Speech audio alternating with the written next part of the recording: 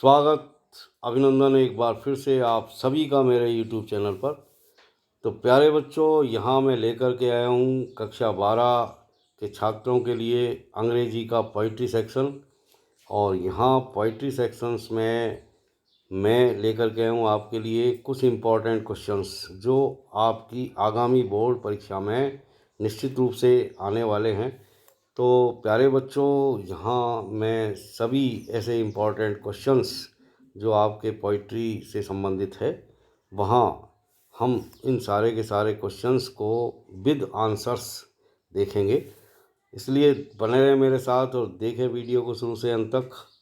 यदि आप मेरे सब्सक्राइबर हैं पहले से ही तो थैंक यू वेरी मच। और यदि आप नए व्यूअर हैं तो प्लीज़ सब्सक्राइब करें, शेयर करें, लाइक करें, कमेंट ज़रूर डालें। कमेंट जैसा भी आपको लगे वैसा आप कमेंट लिखें। वीडियो आपको कैसा लगा ये आप ज़रूर लिख दीजिए। तो आइए शुरू करते हैं। सबसे पहली पोइम है माई मदर एट 66। तो यहाँ पर ये पहला important question, what do the parting words of the poet and her smile signify. यानी माँ और बेटी जब एयरपोर्ट पर विदा होते हैं तो पोइटेस के जो पार्टिंग वर्ड्स थे और जो उसकी स्माइल थी, यानी जो विदाई के शब्द थे और जो उसकी मुस्कुराहट थी, वो किस चीज़ को सिग्निफाई करती है। तो इसका आंसर ये रहा, किस चीज़ को सिग्निफाई करती है। तो द पार्टिंग वर्ड्स सिग्निफाइज, यानी जो पार्टिंग वर्ड्स थे वो सिग्निफाई करते हैं the hope of meeting again, दोबारा मिलने की आशा को। यानी वो ये आशा रखती है कि माँ हम दोबारा मिलेंगे। And the smile is a sign of reassurance, और उसकी जो स्माइल थी वो रीएश्योरेंस का एक प्रतीक है, एक साइन है, चिन्ह है। अब देखिए next question, why has the mother been compared, क्यों मदर की तुलना की गई है to the late winter's moon, शरद ऋतु के लेट चंद्रमा के साथ। तो क्यों की गई है? क्योंकि आप जानते हैं कि शरद ऋतु का जो चंद्रमा होता है वो बहुत ही धुंधला दिखाई देता है, ऐसा दिखाई देता है जैसे वो बूढ़ा हो गया हो। तो इसका आंसर भी ठीक इसी तरह, क्योंकि जो पोइटेस की मदर वो भी ठीक ऐसी अवस्था में है। Because the mother lost all her glow and sparkle, क्योंकि उसकी जो माँ है वो उसकी सारी चमक और जो आभा है उसको खो चुकी है। And appear to be dull and pale, और बहुत ही डल और पेले यानी पीली सी दिखाई देती है, like the late winter's moon, जैसे शरद ऋतु का चंद्रमा होता है।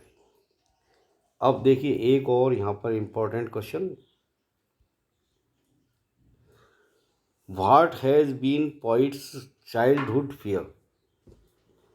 चाइल्डहुड फियर क्या है पोइट का, वो आपको बताना है। यानी बचपन का जो भय है वो कौन सा है, यानी किस चीज़ से भय करती है वो पोइटेस। तो the poet's mother is very old, क्योंकि पोइट की जो मदर है वो बहुत ही वृद्ध है। She is on the verge of death, बिल्कुल मृत्यु के कगार पर खड़ी हुई है। Since her childhood the poet fears, और अपने बचपन से ही जो पोइट है, जो कवियत्री है, वो उसको डर है इस बात का, of the losing her mother, अपनी माँ को खोने का, due to her old age, उसकी वृद्ध अवस्था के कारण। अब यहाँ पर ये देखिए एक और poem, an elementary classroom, an elementary school classroom in a slum. तो यहाँ पर ये पहला क्वेश्चन है important, how does Stephen Spender, किस तरह स्टीफन स्पेंडर जो कि इस कविता का लेखक है, पिक्चराइज द चिल्ड्रन, उन बच्चों को पिक्चराइज करता है in the elementary school classroom in a slum, यानी झुग्गी झोंपड़ी के जो एलिमेंट्री स्कूल का जो क्लासरूम है उसमें जो बैठे हुए बच्चे हैं उनको किस तरह पिक्चराइज करता है, कैसे उनको चित्रित करता है। ये एक और महत्वपूर्ण प्रश्न है। तो कैसे चित्रित करता है, तो ये रहा आपका आंसर। लैंग्वेज बहुत ही आसान है, आप आराम से याद कर सकते हो उनको, 2-3 लाइन के प्रश्न है। The poet very skilfully picturise the children, बहुत ही निपुणता के साथ उन बच्चों की एक तस्वीर उकेरता है। कैसे कि देयर फेसेज आर पहले उनके चेहरे पीले पड़े हुए हैं, डिप्रेस्ड है, बहुत ही उदास हैं, एंड ब्रोकन। देयर अनटिडी हेयर, और उनके जो उलझे हुए जो बाल हैं, कवर देयर फेसेस, वो इधर उधर जो छितराए हुए बाल है उनसे उनका चेहरा पूरी तरह से ढक गया है, लाइक रूटलेस बीड्स, जैसे कि जड़ विहीन खरपतवार होते हैं। अब देखिए नेक्स्ट क्वेश्चन, इसके अलावा और इसका अगला भाग, दे आर फिजिकली वीक, इसके अलावा वो शारीरिक रूप से बहुत ही कमज़ोर हैं, with small eyes like rates, इसके अलावा उनकी आंखें बहुत छोटी है, जैसे कि चूहों की होती है। दे आर स्टंटेड, यानी उनका विकास रुक गया है, स्टंटेड हो गया, बौने रह गए हैं, बोनी, इसके अलावा हड्डियां दिखाई दे रही है, एंड डिजीज्ड, और बीमार से दिखाई देते हैं। अब देखिए next question, the walls of classroom, यानी कक्षा के कमरे की जो वॉल्स हैं, जो दीवारें हैं, आर डेकोरेटेड, वो सजाई गई है, विद द पिक्चर्स, तस्वीरों से, किसकी तस्वीरों से, ऑफ शेक्सपियर, शेक्सपियर की तस्वीर से, बिल्डिंग्स विद डोम्स, यानी गुंबदों वाली इमारतों के चित्र वहाँ पर लगे हुए हैं, वर्ल्ड मैप्स लगे हुए हैं, यानी दुनिया के नक्शे टंगे हुए हैं, एंड ब्यूटीफुल वैलीज, और वहाँ पर सुंदर सुंदर घाटियों के चित्र भी लगे हुए हैं। हाउ डू दीज कंट्रास्ट, किस तरह ये तस्वीरें अंतर स्थापित करती है, विद द वर्ल्ड, उस दुनिया से, ऑफ दी चिल्ड्रन, यानी इन बच्चों की दुनिया से। तो आइए इसका आंसर बहुत ही शॉर्ट तरीके से मैंने आपके लिए बनाया है। दीज थिंग्स ब्यूटीफुली कंट्रास्ट, इन चीज़ों को ब्यूटीफुली कंट्रास्ट किया गया है with the world of the children, इन बच्चों की दुनिया से। द पिक्चर्स मीन प्रोग्रेस, ये जो तस्वीरें वहाँ टकी हुई है उनका वो किस चीज़ को सिग्निफाई करती है, उनका क्या अर्थ निकलता है, प्रोग्रेस, प्रॉस्पेरिटी एंड वेलबींग, यानी बहुत प्रगति और संपन्नता और वेलबींग को ये दिखाती है। But the present condition of the children, लेकिन इन बच्चों की जो वर्तमान स्थिति है वो कैसी है, इज मिजरेबल, बहुत ही दुखदाई है। दे आर पुअर, क्योंकि ये बहुत ही गरीब है, अनहेल्दी, अस्वस्थ हैं, and live in grim poverty, और अत्यधिक गरीबी में रहते हैं, पॉवर्टी में रहते हैं। एक और important question, why has the map been set to be a bad example, and map के बारे में बैड एग्जाम्पल क्यों कहा गया है बच्चों के संदर्भ में, यानी वो बच्चों के लिए एक बुरा उदाहरण है उस मैप का, यानी दुनिया का जो नक्शा जो चढ़ा हुआ है, मानचित्र जो लगा हुआ है कक्षा के कमरे में, वो उन बच्चों के लिए एक बुरा उदाहरण है।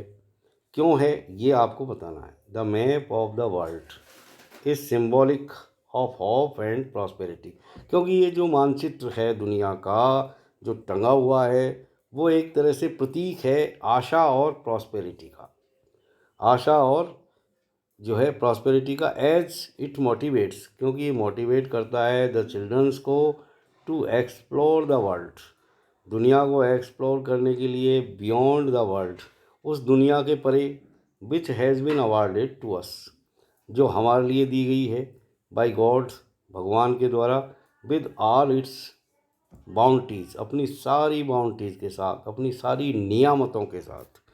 अब देखिए नेक्स्ट क्वेश्चन, और यहाँ मैं एक और पोइम के ऊपर बात करेंगे हम, कीपिंग क्वाइट, कीपिंग क्वाइट का ये एक important question, what is the exotic movement, exotic movement क्या है, the poet Pablo Neruda wishes for, जिसके बारे में पेब्लो नेरूला, यानी उस एक्जोटिक मोमेंट जिसके बारे में वो आशा करता है।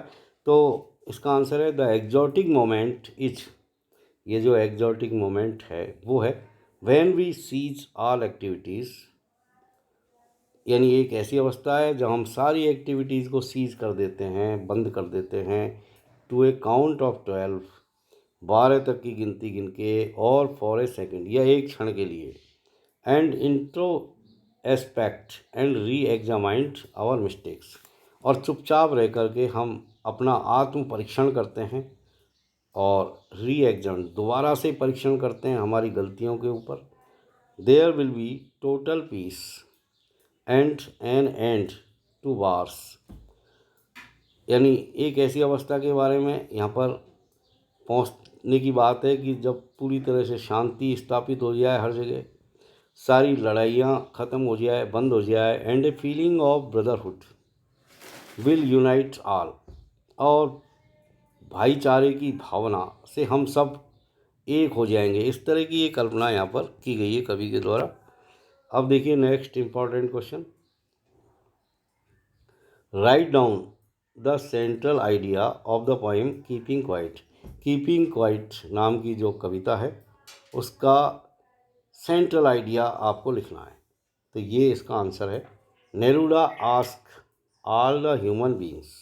नेरूदा पूरी मानव जाति से कहता है to stop all the worldly activities, यानी सारी सांसारिक गतिविधियों को बंद करने के लिए, फॉर ए वाइल एक क्षण के लिए, and spend our few moments, और अपने कुछ क्षणों को बिताने के लिए प्रार्थना करता है इन क्वाइट इंट्रोस्पेक्शन, चुपचाप अपना आत्म परीक्षण करने के लिए।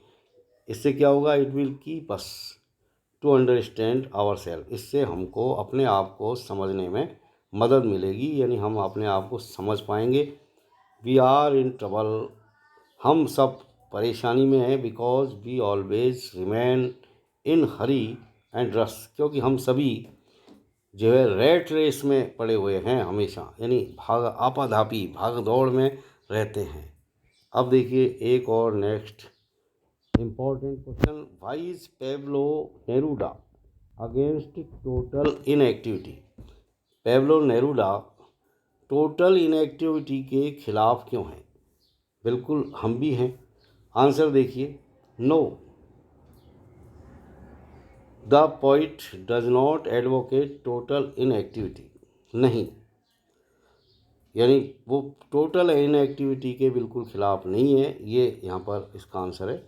यानी जो लेखक है वो टोटल इनएक्टिविटी के पूरी तरह से जो है खिलाफ है, उसकी कोई वकालत नहीं करता। वो नहीं कहता कि टोटल इनएक्टिविटी होनी चाहिए एंड डेथ, क्योंकि टोटल इनएक्टिविटी को वो एक तरह से डेथ भी मानता है। Because life is on going process, क्योंकि जीवन एक बढ़ते हुए पानी की तरह है। टोटल इनएक्टिविटी, और जो टोटल इनएक्टिविटी है वो डेथ की तरह है। Will only bring life to a heart, और इससे क्या होगा कि जीवन रुक जाता है। यानी कवि के अनुसार टोटल इनएक्टिविटी का मतलब है लाइफ को एक हाल्ट पर आना, यानी जीवन का रुकना, विच इज़ वेरी अनरियलिस्टिक, जो कि बिल्कुल भी रियलिस्टिक नहीं है। अब देखिए नेक्स्ट क्वेश्चन, और यहाँ एक और पोइम है, ए thing of beauty, John Keats की बहुत ही शानदार कविता है। और यहाँ ये एक इम्पॉर्टेंट क्वेश्चन इसका, व्हाट डज द लाइन, यानी एक लाइन है, therefore are we wreathing a flowery band, यानी फूलों की माला गूंथते हैं, to bind us to earth, पृथ्वी से अपने आप को बांधने के लिए, सजेस्ट टू यू, ये आपको क्या सुझाव देती है?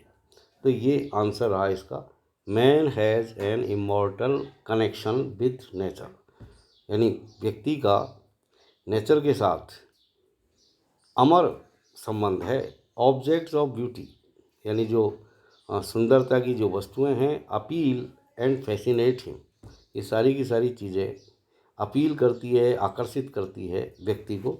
थस, तो इस तरह, by reading a flowery band, तो इस तरह एक फूलों की का जो बैंड है उसको रीडिंग करके, he is a way admires, तो इस तरीके से वो एक तरह से प्रशंसा करता है दीज रीड्स, इन रीड्स की, और फॉर्म्स हिज अटैचमेंट, और अपने अटैचमेंट को और भी पक्का करता है विद द अर्थ, पृथ्वी के साथ। तो यहाँ पर देखिए एक और इम्पॉर्टेंट क्वेश्चन प्यारे बच्चों, why is grandeur associated with the mighty dead. Mighty deads के साथ ग्रैंड्योर शब्द को एसोसिएट क्यों किया गया है? तो यहाँ पर इसका आंसर है, the mighty dad were the people, यानी जो माइटी डैड है, यानी ऐसे वीर पुरुष जो मर गए हैं, जो मृत्यु को प्राप्त हो गए हैं, ये ऐसे लोग थे हु वर पावरफुल, जो बहुत ही शक्तिशाली थे, एंड डोमिनेटिंग थे इन देयर टाइम, अपने समय पर, यानी इनके समय में ये बहुत ही डोमिनेटिंग और पावरफुल थे अब नहीं है। Their achievements made them mighty, उनकी जो अचीवमेंट्स थे उन्होंने उन्हें माइटी बनाया एंड ग्रेट, और महान बनाया। वी इमेजिन, हम कल्पना करते हैं, दैट सच माइटी डैड, कि इस तरह के जो माइटी डैड है, जो फॉर फादर्स है, माइटी डैड फॉर फादर्स है, हमारे जो ये जो महान गौरवशाली जो मृत व्यक्ति हैं, जो हमारे फॉर फादर्स हैं, पूर्वज हैं, विल अटेन मोर ग्रैंडोर, वो ज़्यादा ग्रैंडोर अटेन करेंगे। दे विल बी रिवार्डेड, उन्हें रिवार्डेड किया जाएगा। हैंस ग्रैंडोर इज एसोसिएटेड, तो इस तरह ग्रैंडोर शब्द को एसोसिएट किया गया है विद द माइटी डैड के साथ। अब देखिए next question, how is a thing of beauty a joy forever, यानी thing of beauty joy forever क्यों है? तो इसका आंसर हम इस तरह दे सकते हैं, जॉन कीट मानता है that A thing of beauty is a joy for ever, कि कोई भी सुंदरता की जो वस्तु है वो अनंत आनंद का स्रोत है। It is a constant source of happiness, ये लगातार, ये एक ऐसा सोर्स है जो लगातार हमें मिल देता है हैप्पीनेस एंड प्लेजर, खुशी देता है। इट्स लव लाइनेस, और इसकी जो सुंदरता है इंक्रीजेस, बढ़ती है एवरी मोमेंट, हर क्षण। ए thing of beauty is never D valued, thing of beauty जो होती है वो कभी भी डी वैल्यूड नहीं होती। अब देखिए नेक्स्ट क्वेश्चन, और यहाँ पर एक और पोइम आपकी, ए रोड साइड स्टैंड, बहुत ही अच्छी कविता है। तो ये पहला question, what is the central idea of the poem, यानी इस पोइम का आपको सेंट्रल आइडिया यहाँ पर बताना है।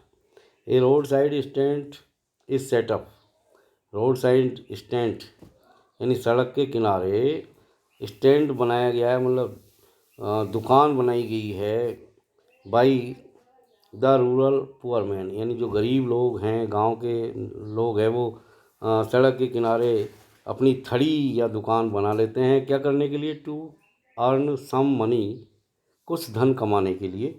By selling goods to the city people, यानी सड़क पर गुजरते हुए जो शहर के लोग हैं उनसे, उनको अपना सामान बेच करके। तब ये क्या करते हैं? दे ईगरली कीप ऑन वेटिंग, यानी बहुत ही उत्सुकता के साथ इंतज़ार करते रहते हैं। द होल डे, सारा दिन। काहे के लिए इंतज़ार करते हैं?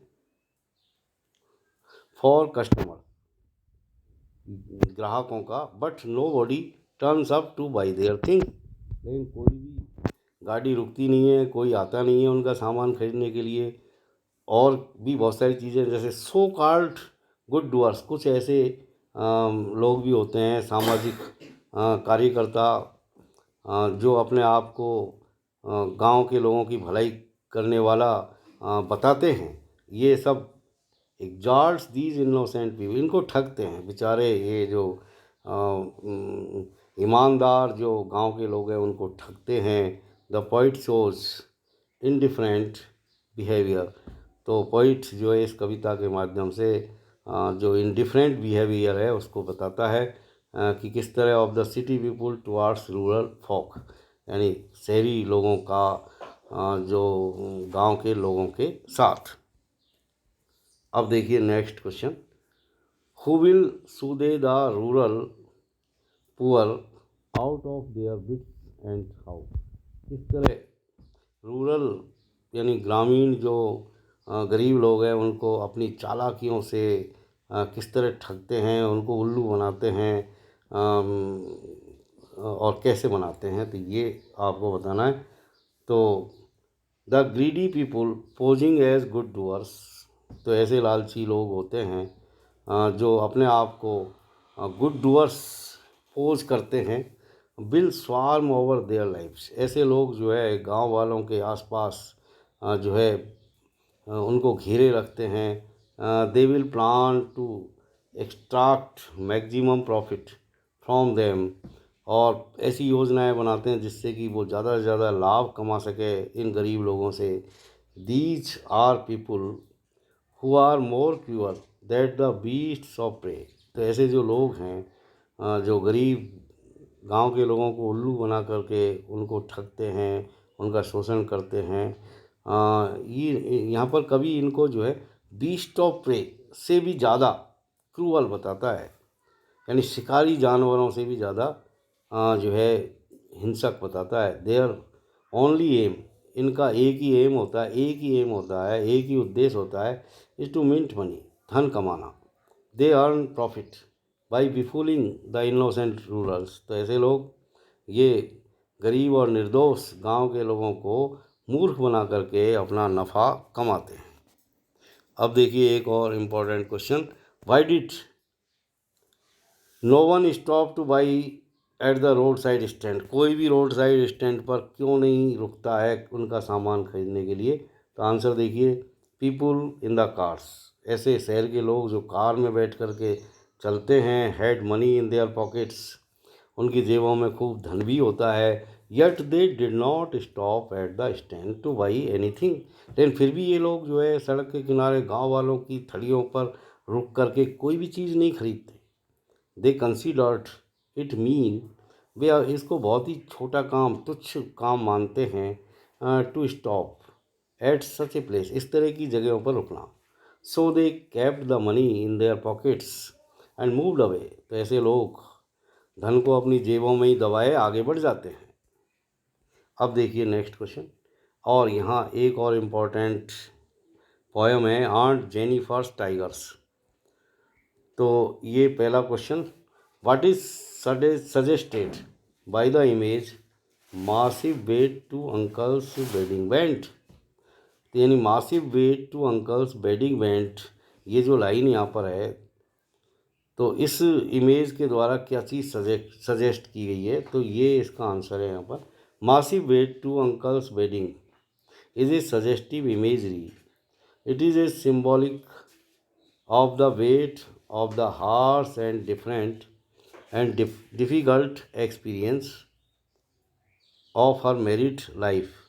The wedding band represents the unbreakable bond of marriage between the husband and the wife. यानी वेडिंग बैंड को रिप्रेजेंट किया गया एक अनब्रेकेबल बॉन्ड के रूप में, अटूट बंधन के रूप में, शादी के अटूट बंधन के रूप में पति और पत्नी के मध्य।